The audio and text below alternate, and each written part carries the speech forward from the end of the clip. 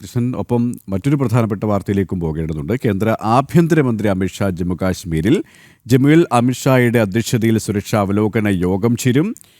ബോബിയ, ഗുഡ്നാം അതിർത്തി ഔട്ട് പോസ്റ്റുകളും അമിത്ഷാ നേരിട്ട് സന്ദർശിക്കും. 3 ദിവസത്തെ സന്ദർശനത്തിനായാണ് അമിത്ഷാ ജമ്മു കാശ്മീരിൽ എത്തുന്നത്. ജിഷ്ണു തുടരുകയാണ്. ജിഷ്ണു, പറഞ്ഞതുപോലെ തന്നെ 3 ദിവസത്തെ സന്ദർശനം. ഒപ്പം കഴിഞ്ഞ ദിവസങ്ങളിലൊക്കെയും നമ്മൾ കണ്ടതാണ്, ഈ അതിർത്തിയിൽ ഭീകരതയ്ക്കെതിരെ അതിശക്തമായ തിരിച്ചടി തന്നെയാണ് ഭാരതത്തിൻ്റെ ധീര സൈനികർ നൽകുന്നത്. ഒട്ടേറെ ഭീകരരെ വധിക്കാനും സാധിച്ചിട്ടുണ്ട്. ഒപ്പം പ്രകോപനം തുടരുന്ന ഒരു പാകിസ്ഥാൻ്റെ സമീപനം. ഈ ഒരു സാഹചര്യത്തിൽ കൂടിയാണ് നിർണായകമായ സന്ദർശനം, അല്ലേ?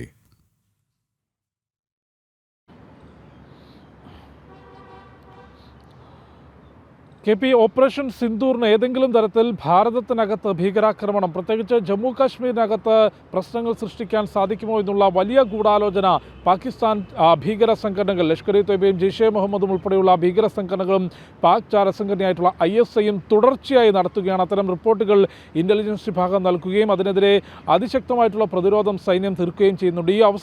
ഈ പശ്ചാത്തലത്തിലാണ് കേന്ദ്ര ആഭ്യന്തരമന്ത്രി അമിത്ഷാ ഇപ്പോൾ ജമ്മു കാശ്മീരിൽ എത്തിയിട്ടുള്ളത്. ഇന്ന് ജമ്മുവിൽ ഉന്നതതല യോഗം വിളിച്ചുകൊണ്ട് സുരക്ഷാ ക്രമീകരണങ്ങൾ ആഭ്യന്തരമന്ത്രി അമിത്ഷാ വിലയിരുത്തും. പൊതുയിടങ്ങളിലെയും അതിർത്തി മേഖലയിലെയും ഉൾപ്പെടെയുള്ള സൈനിക വിന്യാസവും ഒപ്പം സുരക്ഷാ ക്രമീകരണങ്ങളും നിലവിലെ സാഹചര്യവും നിലവിൽ നടക്കുന്ന ഭീകര വിരുദ്ധ പോരാട്ടവും അമിത്ഷാ വിലയിരുത്തും.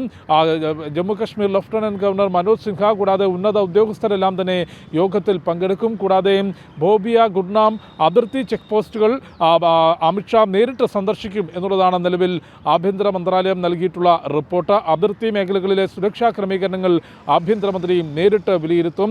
നേരത്തെ ആർട്ടിക്കിൾ 370 റദ്ദാക്കിയതിനു ശേഷം അമിത്ഷാ നേരിട്ട് ജമ്മു കാശ്മീർ നിരവധി തവണ സന്ദർശിക്കുകയും അവിടുത്തെ സുരക്ഷാ ക്രമീകരണങ്ങൾ, രാജ്യത്തിനകത്തു നിന്നുണ്ടായിരുന്ന വെല്ലുവിളികൾ പരിഹരിക്കാൻ അമിത്ഷാ നടത്തിയിട്ടുള്ള ഇടപെടലുകൾ വളരെ വലുതാണ്. അത്തരത്തിലുള്ള ഇടപെടലുകളിലൂടെ നിലവിൽ കശ്മീർ താഴ്വര ഒരു പരിധിവരെ ഇന്ന് സമാധാനത്തിൻ്റെ പാതയിലാണ്. പക്ഷേ അതിർത്തിക്ക് അപ്പുറത്ത് നിന്നുകൊണ്ടുള്ള ഇത്തരം പ്രകോപനങ്ങൾ വളരെ ശക്തമായി നേരിടാനുള്ള പ്രതിരോധ സംവിധാനം പ്രതിരോധ മന്ത്രാലയവും ആഭ്യന്തര മന്ത്രാലയവും സംയുക്തമായി തന്നെ അത്തരം സുരക്ഷാ ക്രമീകരണങ്ങൾ വിലയിരുത്തിക്കൊണ്ട് മുൻപോട്ട് പോകുന്നു. അതിൻ്റെ ഭാഗമായാണ് ഇന്നിപ്പോൾ കേന്ദ്ര ആഭ്യന്തരമന്ത്രി അമിത്ഷാ ഇന്നലെയാണ് ജമ്മുവിലേക്ക് എത്തിയത്. അവിടെ ലഫ്റ്റനന്റ് ഗവർണർ മനോജ് സിൻഹ രാത്രി അമിത്ഷായെ സ്വീകരിച്ചു. ഇന്ന് നിർണായകമായ യോഗം ജമ്മുവിൽ ചേരും.